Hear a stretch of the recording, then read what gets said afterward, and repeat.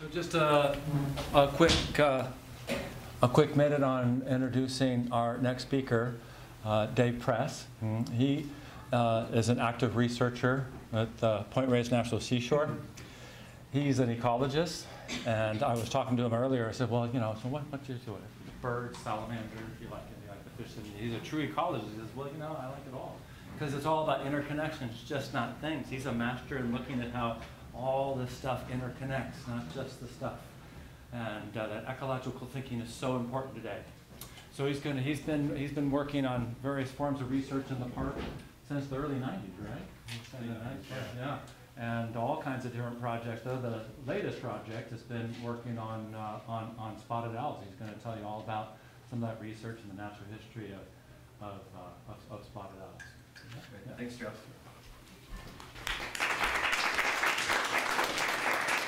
Thanks, everybody. You can hear me all right. What I'd like to do today is just give you the basic spotted owl 101 for Marin County. I think the northern spotted owl is probably the most widely studied, most well-researched owl in the United States, if not the world.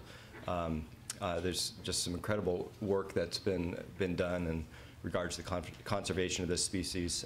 What I'd like to do today, though, is really focus on the Marin County population and give you a sense of the work that we do and the status of the owls in the county. Next slide, please.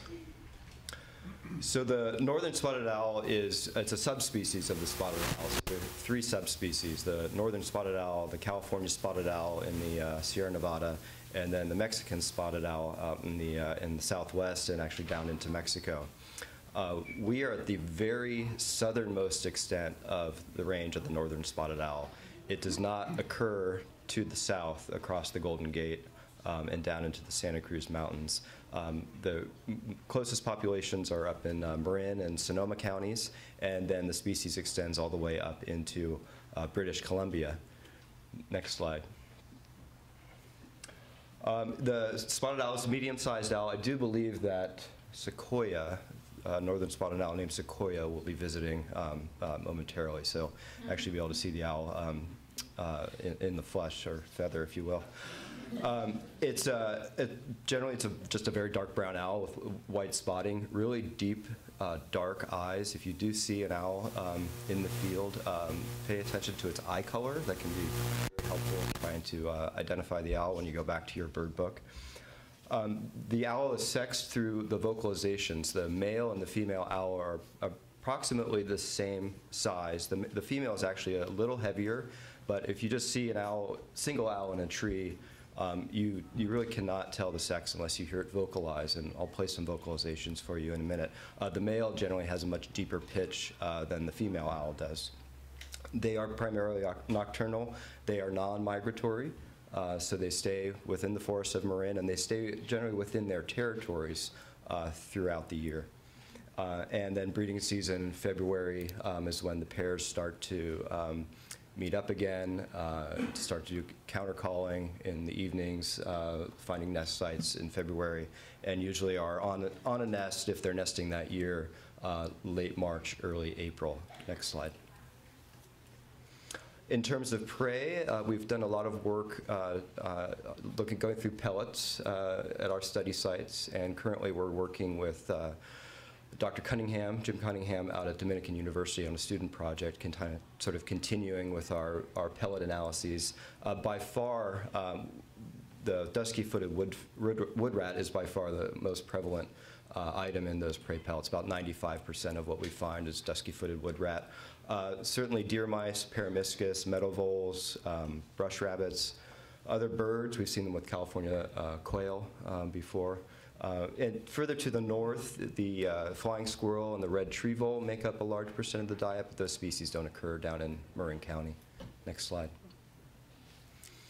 So in terms of the conservation status, and yes, this is the owl that was making the headlines in the 90s when it was listed under the Endangered Species Act, threatened status in June of 1990. And at the time, that was really related to issues around the timber industry, where old growth trees being felled, great owl habitat, and really was causing some serious impacts to that population. It was estimated that the annual population, this is range-wide, that about 4% annual population decline since the mid-'80s, and now that's a dated number now. That the studies just went to 2003, but that decline is actually continuing, and that's again mostly happening further to the north, in the further Pacific Northwest. Again, attributed to habitat loss, but more recently, the barred owl, cousin species of owl, has been identified as really impacting the northern spotted owl populations quite significantly, and probably at this point having a larger effect than the timber industry. Next slide. So in Marin County, we've been monitoring owls continuously since about 1997. Now, prior to that, we were certainly aware that we had northern spotted owls in Marin County. There were some very well-known pairs at places like Muir Woods and up at Tamales Bay State Park, but we didn't really have a really comprehensive knowledge. It was estimated in the late 80s, maybe we had 25 pairs. I imagine many of you have the Marin County Breeding Bird Atlas on your shelf somewhere. At the time, they were estimating perhaps 30 pairs of owls in Marin County. It was after the Vision Fire in Inverness in 1995 that the National Park Service finally got some funding to get out into the field and do some more comprehensive surveys for the northern spotted owl. We partnered with Point Reyes Bird Observatory, now Point Blue Conservation Science, the Water District Lands, the California State Parks, Marin County Open Space. And in 97, 98, we started conducting inventories through some of the better, what we perceive to be good spotted owl habitat in the county, identifying roads and trails through these good forest types, going out there and surveying at night, and identifying a number of owl territories pairs that we were not aware of. So by the end of 98, we had at least 60 pairs that we knew of in Marin County, and we've added to that since then through our continued work. So since 1999, we're out there every year, and we're conducting long-term monitoring simply to understand the status and trends of the species in the county.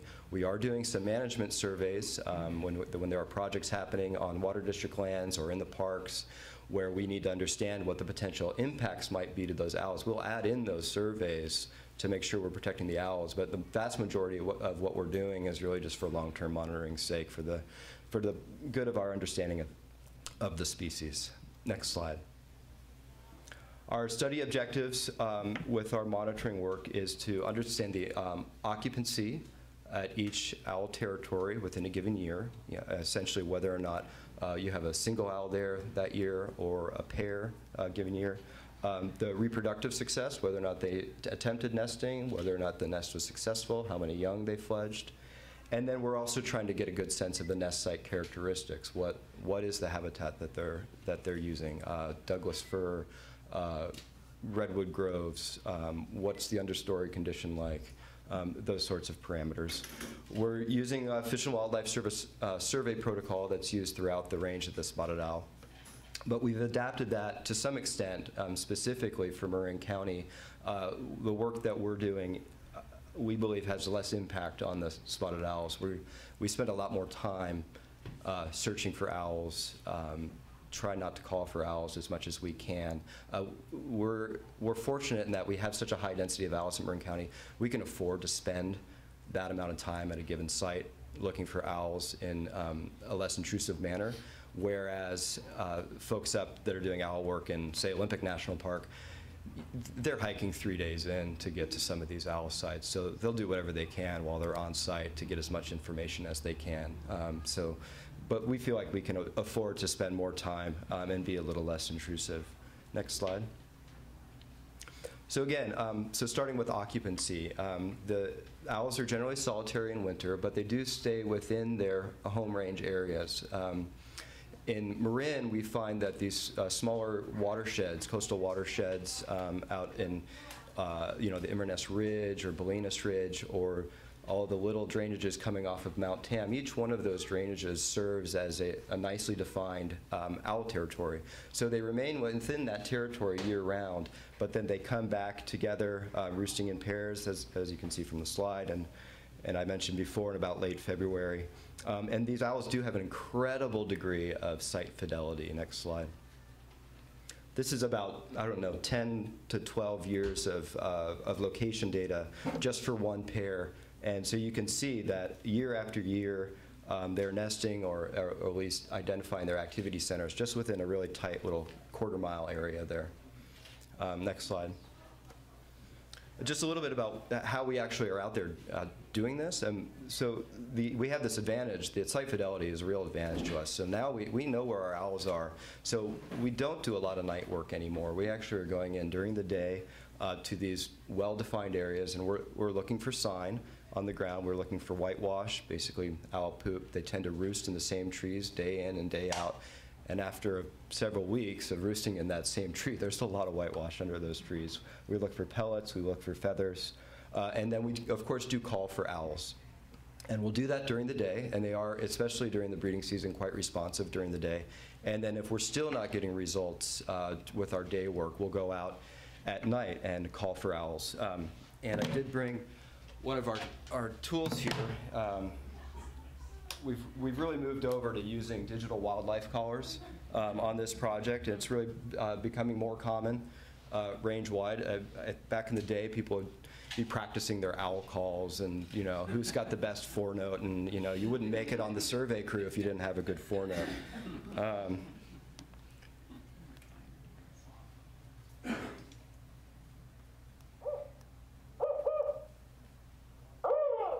So that's the typical four-note for a spotted owl. That's a male call, a deeper pitch. They do vary their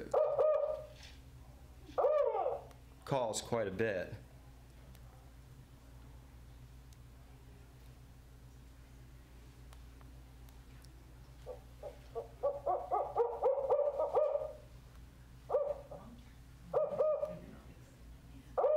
That's a male series call.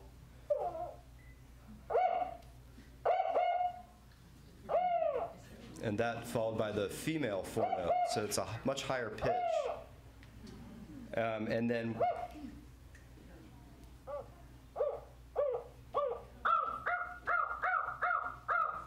some of you may have heard sounds like this at night. I had no idea what it was hearing. And screeches, whistles, monkey calls, the spotted owls can kind of do it all.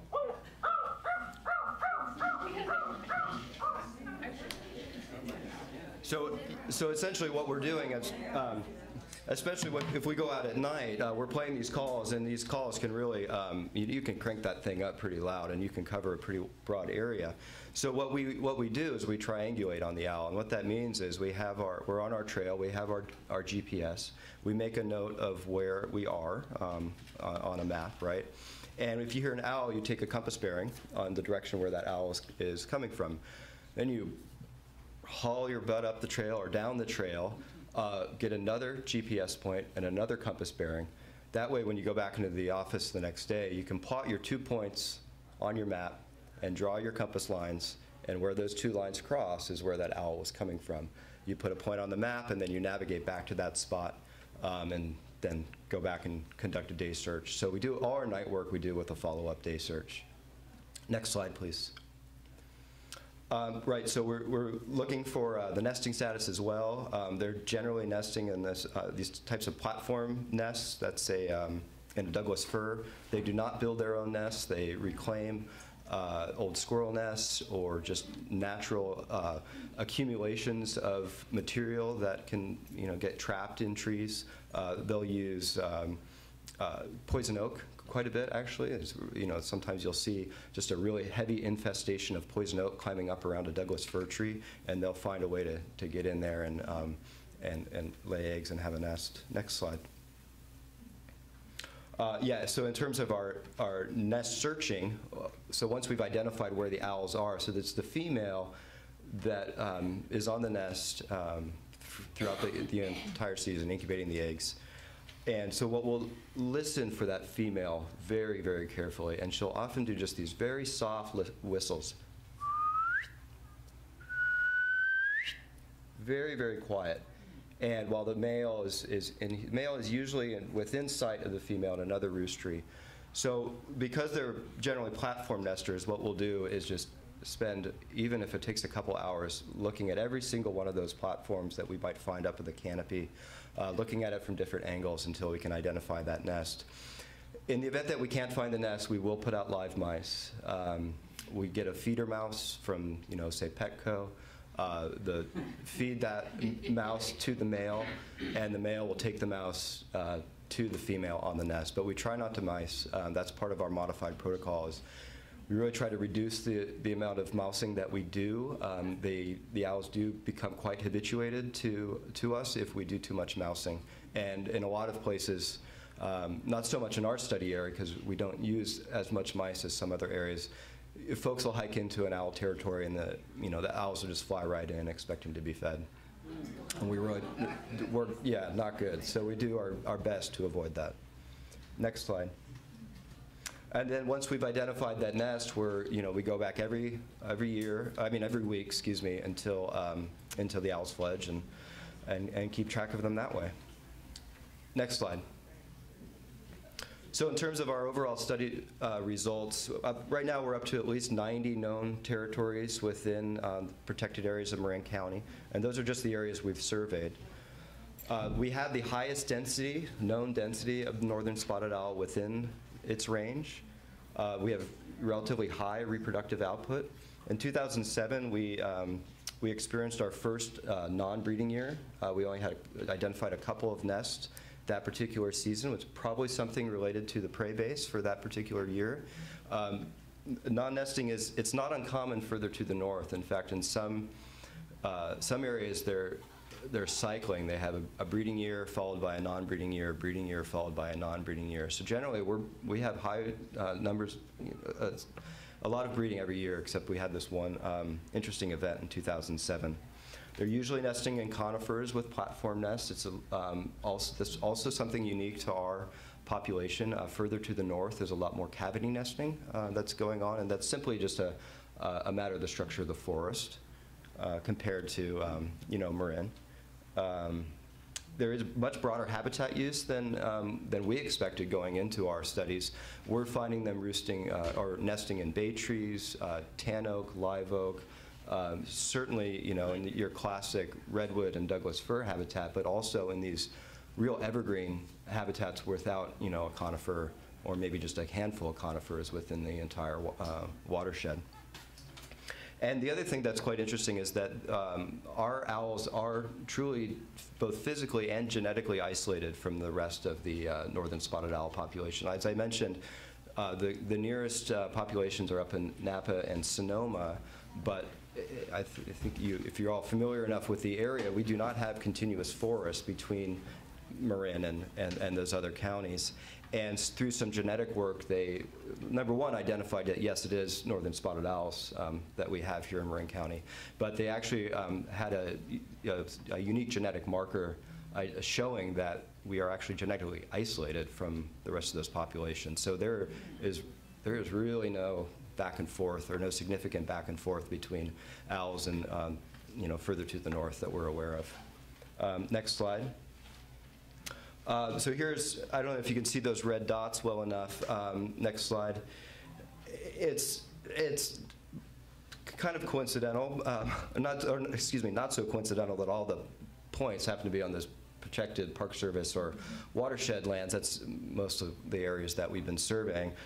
There's quite a bit of habitat out through Lucas Valley Corridor, Nicasio, where I'm sure we have a number of spotted owl pairs that we have not yet noted on our maps.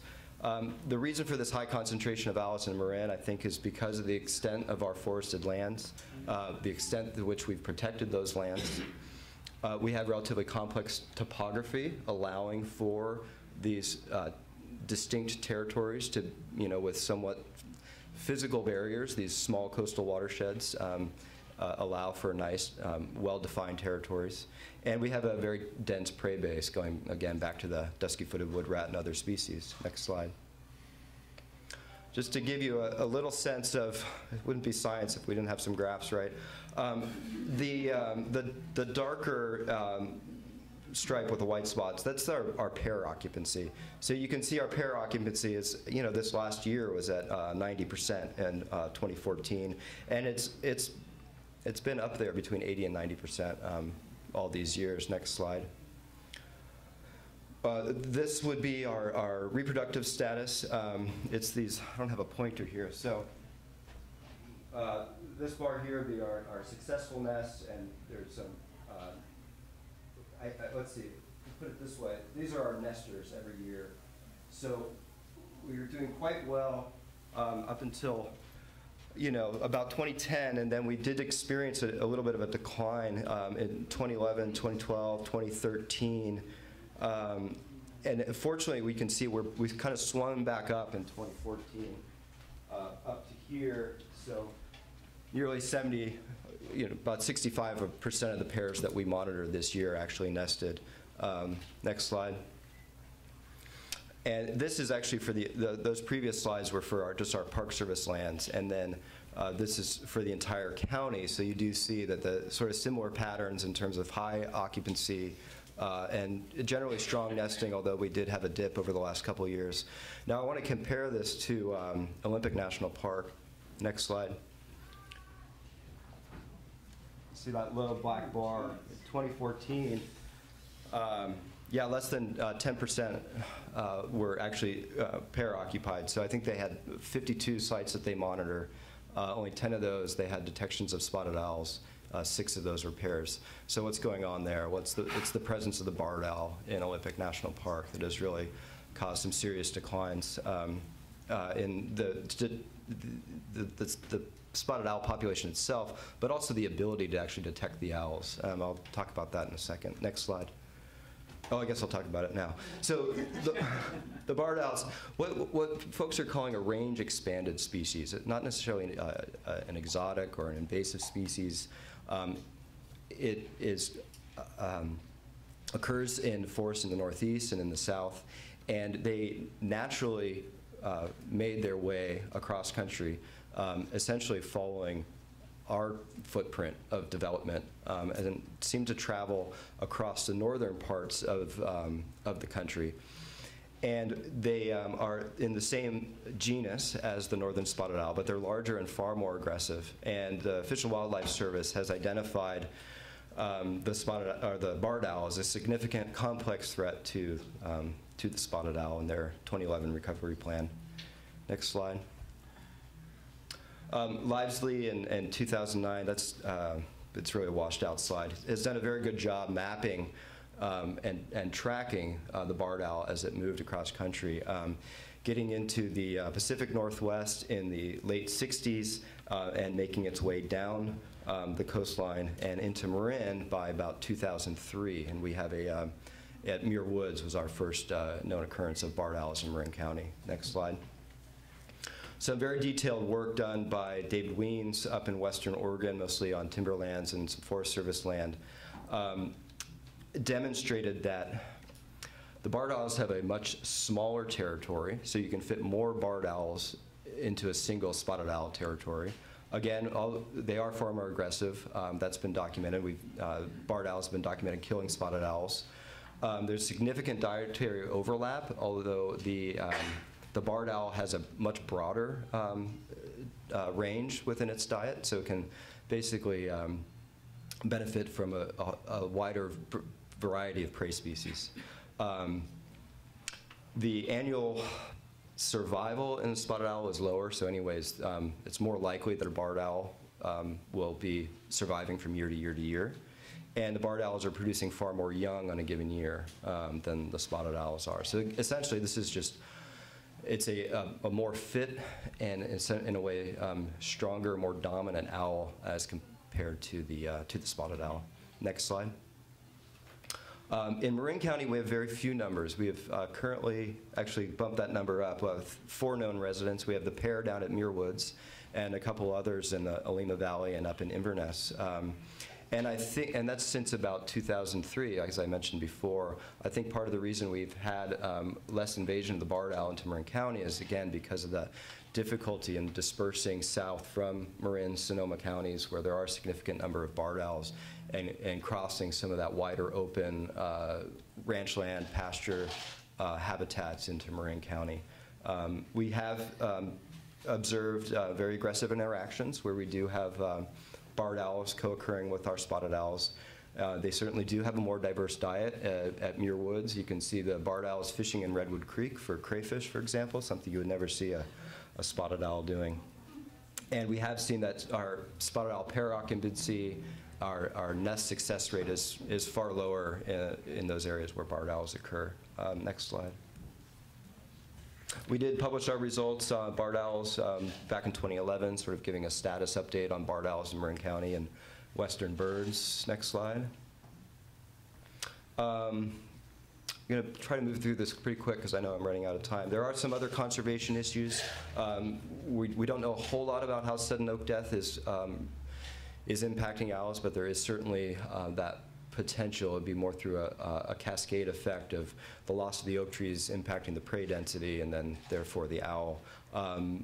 Whether or not the genetic isolation is a risk factor is we don't know that for sure, but if you've ever done your reading on genetic bottlenecks, you know, that is a general concern when you have a genetically unique, isolated sort of population like that. Suppression of fire certainly has its risk factors. Nest disturbance and recreational pressure. We do try to be very careful about the work we're doing around nesting habitats within the national parks and the other you know, agencies that have owls on their lands. Rodenticides is certainly an issue, especially on the urban edge, and you know, around the Mount Tam watershed, for example. Next slide.